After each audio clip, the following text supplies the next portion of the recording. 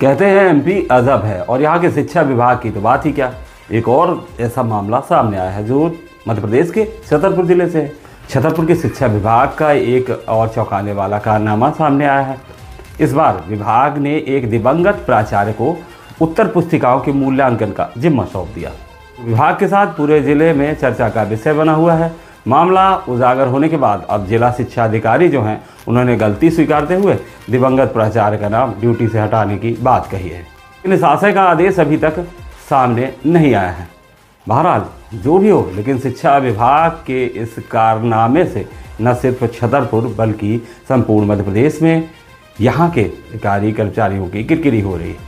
बता दें कि 13 मार्च से बोर्ड परीक्षाओं की उत्तर पुस्तिकाओं के मूल्यांकन की प्रक्रिया शुरू हो गई है और शिक्षा विभाग के द्वारा इस कार्य में जिले के लगभग 5 सैकड़ा शिक्षकों की ड्यूटी लगाई गई है। लापरवाही यह है कि इन 5 सैकड़ा शिक्षकों में एक नाम चंद्र प्रकाश तिवारी का भी है, जो कि हाई स्कूल सिमरिया के भूतपूर्व प्राचार्य रहे हैं और जीव विज्ञान विषय के शिक्षक रहे हैं। 13 दिसंबर 2024 को उनका निधन हो चुका है, लेकिन शिक्षा विभाग के दस्तावेजों में आज भी वो जीवित हैं।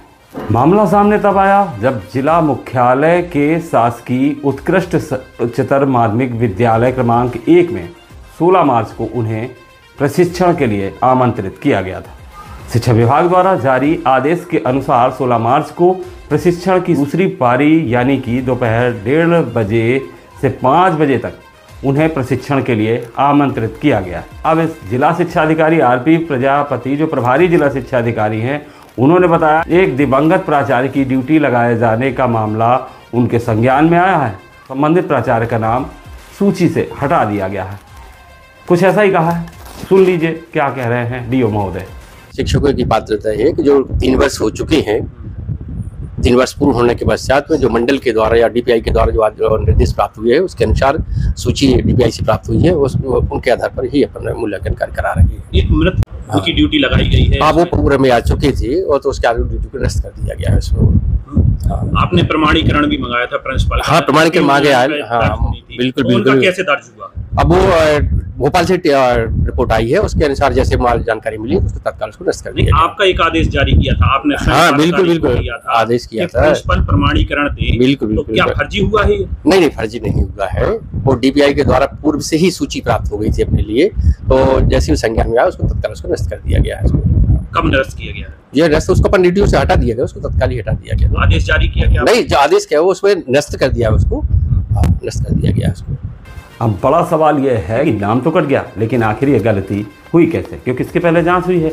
19 फरवरी को जो प्रभारी जिला शिक्षा अधिकारी हैं उन्होंने एक आदेश जारी कर जिले के सभी संकुल प्राचार्यों को निर्देश दिए थे कि 3 वर्ष से या उससे अधिक समय तक अध्यापन कार्य कर चुके शिक्षकों की सूची प्राचार्य के प्रमाणीकरण सहित उपलब्ध कराएं, ताकि उत्तर पुस्तिकाओं के मूल्यांकन कार्य में उनकी ड्यूटी लगाई जा सके।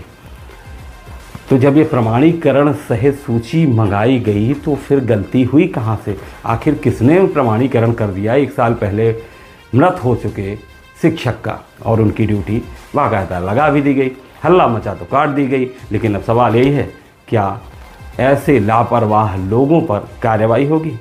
सवाल यह भी है कि क्या वाकई में प्रमाणीकरण सूची मंगाई जाती है या फिर ये सब औपचारिकताएँ होती हैं?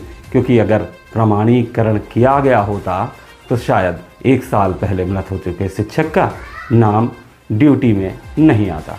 चलिए आगे देखते हैं क्या होता है, या फिर लीप अप होती और कुछ नहीं। बने रहिए बुंदेली दर्पण के साथ। नमस्कार।